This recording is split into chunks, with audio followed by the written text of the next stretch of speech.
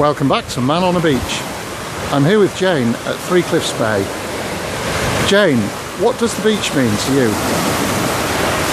It means lots to me really. We live in the heart of England in the Peak District, so we never see the beach. We've always loved the mountains, and our poor children, when they were young, we never really took them to beaches because they kind of represented to us lots of people and resorts and candy floss and all the horrible things that they probably would have loved and we would have hated.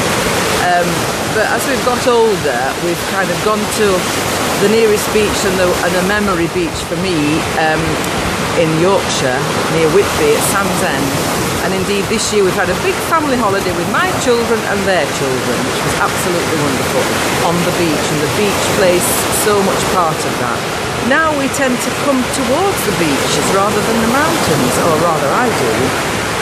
And we've just discovered this wonderful Gower Peninsula where it's basically very empty, kind of an unspoiled paradise really. Neither of us like really hot weather, so a kind of a blustery day on a beach is just ideal. We love it. We'll just sit in the dunes. We bring the dogs, who absolutely love it. And if there are no people and other dogs or kids about, they just have a riot because they like to think they could chase seagulls and sandlings and oyster catchers, and that they're actually going to catch an oyster catcher, which is hilarious.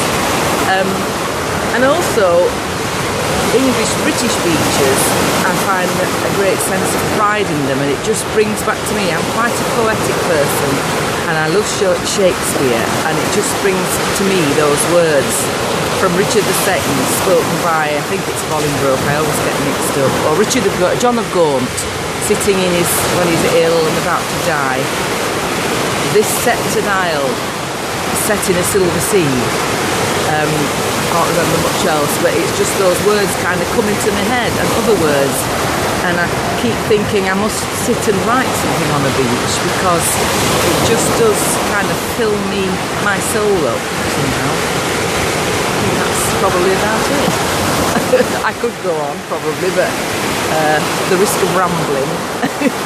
I think that puts it into, you know, context, the kind of practicalities of it, and the soul, the soul thing of it. You know, it fills me up somehow, and I just wonder at the vast open spaces, and I love to try and decide where that is over there, if there's some land, you know, and the beauty of this particular beach is that there aren't many people on it because you can't get a car down to it, and you have to scramble down to it a little bit.